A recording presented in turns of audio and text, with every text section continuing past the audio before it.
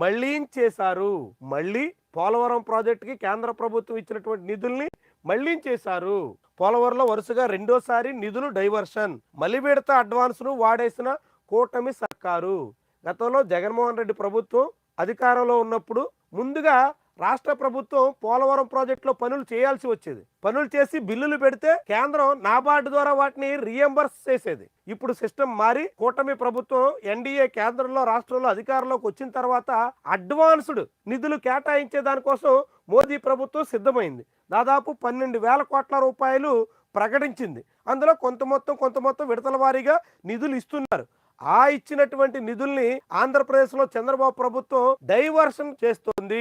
మలి విడత అడ్వాన్స్ ను వాడేసిన కూటమి సర్కారు మార్చి 12న 2,704 కోట్ల రూపాయలు కేంద్రం ఇస్తే తక్షణమే సింగిల్ నోడల్ ఏజెన్సీ ఖాతాలో వాటిని జమ చేయాల్సి ఉంటుంది. పోలవరం ప్రాజెక్టుకి కేంద్ర ప్రభుత్వం ఇచ్చినటువంటి నిధుల వినియోగం కోసం సింగిల్ నోడల్ ఏజెన్సీ ఏర్పాటు చేశారు. ఈ ఏజెన్సీకి ఆ నిధులు 2,700 కోట్ల రూపాయలు జమ చేయాల్సి ఉంటే ఆంధ్రప్రదేశ్లో చంద్రబాబు సర్కార్ మాత్రం వాటిని ఇతర అవసరాలకి వాడేసింది. 200 కోట్లు మాత్రమే సింగిల్ నోడల్ ఏజెన్సీలో జమ చేశారు. అంటే 2,500 కోట్ల రూపాయలు డైవర్ట్ చేసేసి 200 కోట్ల రూపాయలు మాత్రం ఆ ఎస్ఎన్ఏలో జమ చేశారు. 2,500 కోట్ల ఇతర అవసరాలకు వినియోగం. అక్టోబర్లో తొలి విడత అడ్వాన్స్ 2,300 కోట్ల రూపాయల పైబడి నిధులు వచ్చినప్పుడు కూడా ఇదే చేశారు. కేంద్రం ఆగ్రహం వ్యక్తం చేయడంతో జనవరిలో సర్దుబాటు చేశారు. అక్టోబర్లో కేంద్రం 2,300 కోట్ల రూపాయలు పైబడినటువంటి నిధులు ఇస్తే వాటిని వాడేసుకుని కేంద్రం సీరియస్ అయిన తర్వాత జనవరిలో మాత్రం వాటిని సర్దుబాటు చేశారు. ఇప్పుడు మళ్ళీ అదే రీతిలో వ్యవహారం నడుస్తుంది. వైఎస్ఆర్సీపీ ప్రభుత్వ అయ్యేలో కేంద్రం తిరిగి చెల్లించిన నిధుల్నే దారి మళ్లించేశారు అంటే అప్పుడు చంద్రబాబు గగ్గోలు పెట్టారు.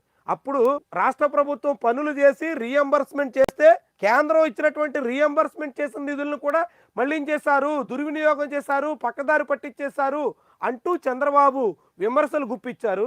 కానీ ఇప్పుడు చంద్రబాబు ప్రభుత్వంలో రీఎంబర్స్మెంట్ కాదు, అడ్వాన్స్ నిధులు ఇస్తున్నా వాటిని డైవర్ట్ చేసేస్తూ జగన్కి బుద్ధి చెప్పి చంద్రబాబు అంతకు మించినటువంటి తంతు నడుపుతున్నారు అనేటువంటి రీతిలో ఈ కథనం మనకు కనిపిస్తుంది. ఇప్పుడు ఏకంగా అడ్వాన్స్ నిధుల్నే మళ్లించడంపై విమర్శలు వస్తున్నాయి.